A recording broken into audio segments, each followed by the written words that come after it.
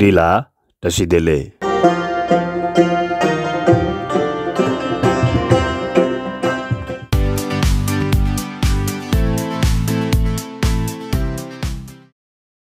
आजको यस भिडियोमा हामी शेर्पा भाषामा लिङ्गको बारेमा सिक्नेछौँ।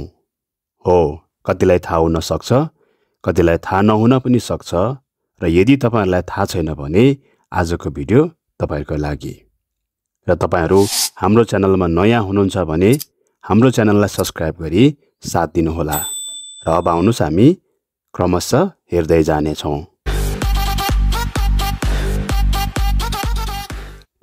सबैभन्दा पहिले लिङ्ग भनेको के हो हामी त्यो बुझौं। सामान्य रूपले भन्नु पर्दा लिङ्ग भनेको भाले र पोथी जाति छुट्याउने व्याकरणात्मक चिन्ह हो। यो सामाजिक, सांस्कृतिक र मनोवैज्ञानिक रूपमा मान्यता प्राप्त हुन्छ। र यसको प्रकार हेर्ने हो भने दुई प्रकारको हामी हेर्छौं, पुल्लिङ्ग र स्त्रीलिङ्ग। र यदा कता हामी नपुंसक लिङ्गको बारेमा पनि सुन्छौं। र पुल्लिङ्ग भनेको भाले जाति वा पुरुषलाई जनाउने लिङ्ग हो भने स्त्रीलिङ्ग भनेको पोथी जाति वा महिला जातिलाई जनाउने लिङ्ग हो। र अब हामी एक एक गरेर हेरौं। सबैभन्दा पहिला पुल्लिङ्ग शेर्पा भाषामा चबु भन्छ, चबु। र नेपालीमा भाले भन्छ, यो पुल्लिङ्ग हो। र स्त्रीलिङ्गमा यसलाई चमु भन्छ, चमु यानि कि पोथी। त्यस्तै गरी पपा वा पालु, पपा वा पालु जसलाई नेपालीमा बुवा भनिन्छ, र यसको स्त्रीलिङ्ग ममा वा हामा हुन्छ, ममा वा हामा। त्यसरी नै पुजुङ, पुजुङ नेपालीमा छोरा भनिन्छ, र यसको स्त्रीलिङ्गमा पुम भन्ने हुन्छ, पुम यानि कि छोरी। त्यसरी नै गाबा वा गावा, गाबा वा गावा जसलाई नेपालीमा वृद्ध भनिन्छ, र यसको स्त्रीलिङ्ग गामा भन्ने हुन्छ, गामा जसलाई नेपालीमा वृद्धा पनि भनिन्छ। त्यसरी नै लाङ, लाङ नेपालीमा गोरु भनिन्छ, र यसको स्त्रीलिङ्ग छुमा भन्ने हुन्छ, छुमा, र नेपालीमा गाई भनिन्छ। त्यसै गरी नाति वा नाथी, नाति वा नाथी नेपालीमा पनि नाति नै भनिन्छ, र यसको स्त्रीलिङ्गमा नातिनी वा नाथिनी भन्छ, नातिनी वा नाथिनी नेपालीमा पनि नातिनी नै भन्ने गर्छ। त्यसै समी,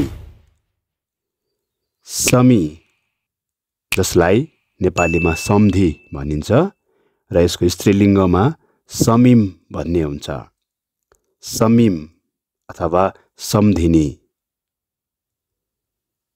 त्यसै गरी अर्को मेम, मेम जसलाई नेपालीमा ससुरा भनिन्छ, र यसको स्त्रीलिङ्गमा इबी भन्ने हुन्छ, इबी नेपालीमा सासु भन्ने गरिन्छ। त्यसरी नै मक्पा, मक्पा जसलाई नेपालीमा ज्वाइँ भनिन्छ, र यसको स्त्रीलिङ्गमा नमा भन्ने हुन्छ, नमा नेपालीमा बुहारी भनिन्छ। त्यसरी नै शेरवा, शेरवा जसलाई नेपालीमा शेर्पा भनिन्छ, र यसको स्त्रीलिङ्गमा शेर्पिनी, शेर्पिनी भन्ने हुन्छ, र नेपालीमा पनि शेर्पिनी नै भनिन्छ। त्यसै गरी ख्योक्पेजा ख्योक्पेजा जसलाई पुरुष भनिन्छ र स्त्रीलिङ्गमा पुम्पेजा भन्ने हुन्छ पुम्पेजा वा महिला त्यसरी नै ट्वाउ ट्वाउ नेपालीमा मित भनिन्छ र स्त्रीलिङ्गमा ट्वामु भन्ने हुन्छ ट्वामु नेपालीमा मितिनी भन्छ त्यसरी नै छपयुक छपयुक नेपालीमा भान्जा भनिन्छ र यसको स्त्रीलिङ्गमा छपयुङमा भन्ने हुन्छ छपयुङमा जसलाई नेपालीमा भान्जी भनिन्छ